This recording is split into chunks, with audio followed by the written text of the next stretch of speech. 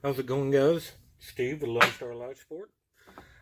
Doing a quick video today showing you what we do to change up our engine cases to run the cylinders and cylinder heads, and all the differences in the design between this and the standard VW cases.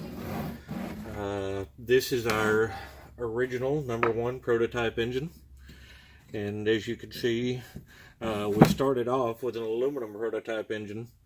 It was just a whole lot easier to work with without having to weld the magnesium, and this particular model was a pro stock case that came without any cylinder holes drilled in it.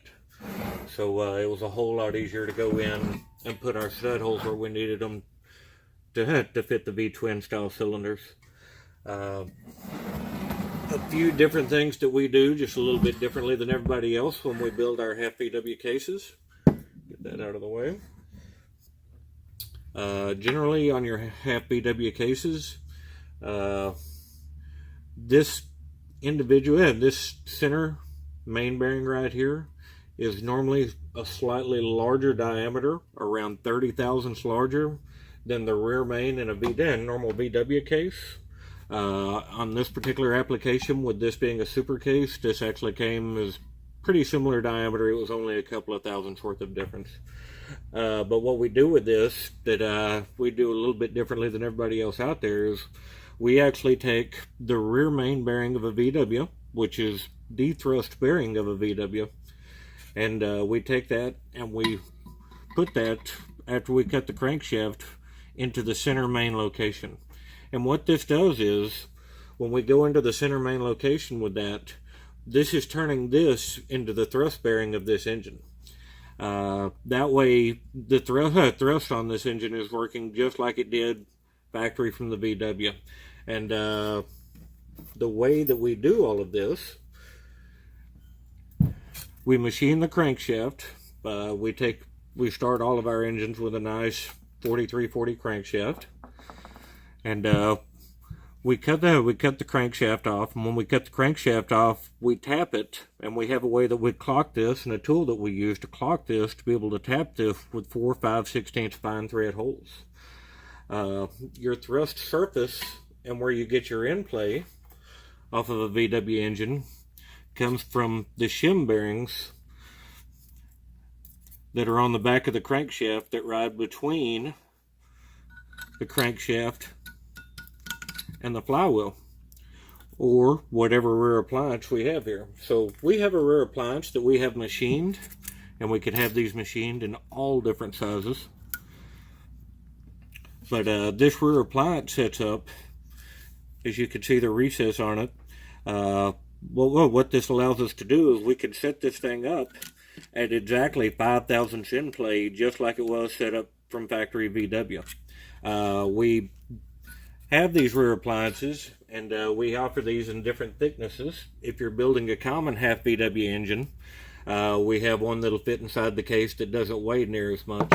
Or on this particular one, which we're using with the prototype, we've got this one set up where it's this proper diameter to go through a factory VW seal, which is what we built our rear appliance out of to use on this. So this is case prototype #1. We've learned a lot since this one, and we've also started building a smaller bore engine as well, which we'll get into that and discuss that a little bit more of that later. The only main differences that you see when we go into building one of these engines, one of the bigger differences that you see is the difference in the angle of the push rods. Volkswagen used a sharing lifter assembly on their camshaft, which means that they've got a 4-lobe camshaft on a 4-cylinder engine. So you've got companion cylinders that share camshafts, which means that this angle right here can't be straight between each cylinder. Your Continentals and Lycomings are straight. But that's a little bit of machining process work that we have to do to the head to get all of that to line up. And we'll be doing a short video on that coming up later this week on the head process and what we do with that. We also feature a hydraulic lifter in our engines. Just a very, very simple hydraulic lifter setup. But as far as the main conversion goes, a lot of people have been asking me about crankshafts, and the reality is we're using basically a BW style crankshaft. There's no difference in this. Where you get into the difference is your connecting rod. In this particular engine, we're running a 6.2 inch connecting rod. 6.2 inches worth of connecting rod is a considerable amount more connecting rod, about 0.8 inches more than the factory BW rod, which it's going to make a whole lot more torque, give the piston a whole lot more dwell time, and apply a whole lot less forces onto the crankshaft having this longer connecting rod, which is perfect for the RPM that we're running these engines at. The oiling system on the cases of these engines, if you look closely, what we've done here and what we had to do, in order to have the surface area to mount the Harley-Davidson cylinders and cylinder heads, we had to go in here and weld all of this up, and then we tap into the original holes where the studs originally came through this case. If you'll notice that the studs normally come out of this side. Well, this is a process that we do. We go through and we back drill all the way through the other side of the case, and then reinforce it here and here. Now, on the smaller cylinder cases, this hole isn't necessary. This is just because of how big of a bore we were going with this, because this is a 4-inch bore engine. But other than that, you know, the setup works great. What we do is we put studs in this side of the case, and these slide through, and your clamping points are exactly the same. You lose this top oil galley that comes up that feeds what was originally the factory oil cooler, but we're not going to be running a factory oil cooler on this.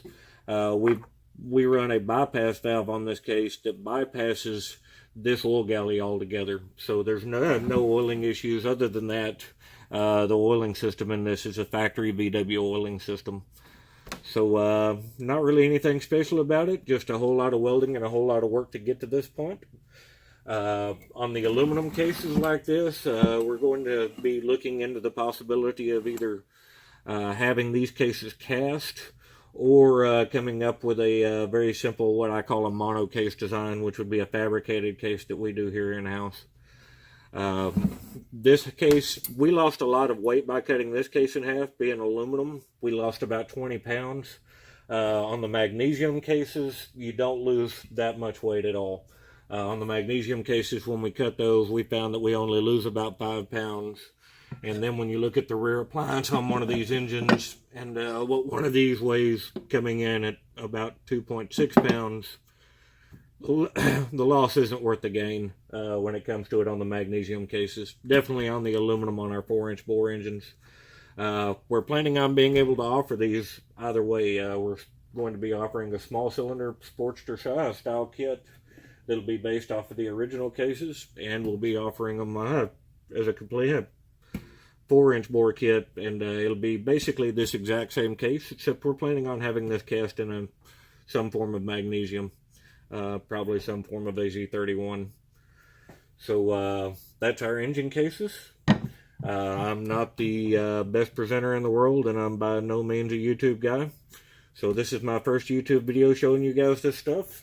We'll be detailing more and more about the engine as we go along, and we do these final builds on these final two for test running in the next few weeks. Thanks for tuning in, guys.